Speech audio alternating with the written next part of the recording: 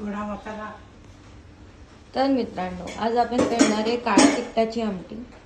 त्यात आपल्याला लागणार आहे चिरलेलं लसूण, लाल तिखट, हा गोडा मसाला आहे, हां आणि हळद आणि थोडी साखर, मीठ, कोथिंबीर, आणि आजीने ऑलरेडी डाळ आपली शिजवली. तुमच्याकडे कुकर आहे? हो. 3 शिट्ट्या करायच्या डाळीला, आणि भात असेल तर भाताला 2 शिट्ट्या करायच्या. ओके. डाळीला 3 शिट्ट्या टाकी, म्हणजे ती पातळ होईल. हां. आणि किती पाणी डाळीला? एक हे असेल ना तर 3 घालायचे. 1 वाटी डाळ तर 3 वाटी पाणी. म्हणजे अशी चांगली होती. ओके. वर आजीने भांड ठेवलं. ऐक, तुला जर ह्याच्यात तिखट मीठ घालून जर फोडणी करायची असेल तर ते आईसारखी. तिखट तळायला नाही पाहिजे, मग तू डाळीतच घालू शकते. आई काल बोलली की तिला ते जळलेलं आवडतं. हा, आईला आवडतं, तुझं सांगते मी. ओके. भांड तापलं की आता तेल घालणार मस्त. अंदाजाने घालायचा, हो. जास्त नाही घालायचं, नाही तर तेलाची तरी येईल. तेलाचं अर्ध पाकिट संपवलं आहे आजीने. हा, अजून आहे का काही?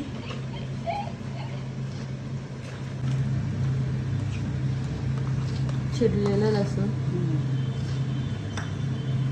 आणि मोहरी, मोहरी फक्त. आजी मोहरी टाकली. मोहरी तडतडली ना, मोहरी तडतडली. आता 1 चमचा आपल्याला आवडेल तसा लसूण टाकायचा. हा तडतड बंद झालं ना हा की मग लसूण टाकायचा. केवढा लसूण टाकला? आपल्या टाकल्यावर आहे. आपल्याला जर वास आवडत असेल ना जास्त तर टाकायचा भरपूर. चांगला लागू द्यायचा. लसूण आईच्या भाषेत जाळायचा.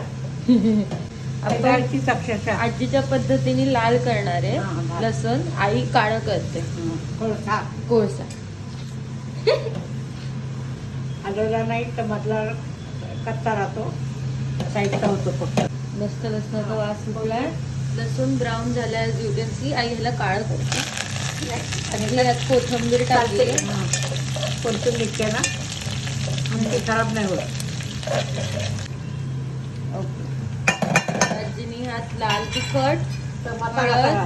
आणि गोडा मसाला टाकला एकाच वेळी सगळं. आता डाळ. असा आवाज आला पाहिजे. जर तुम्हाला ठसका लागू लागला म्हणजे आमटी एकदम परफेक्ट झाली आहे.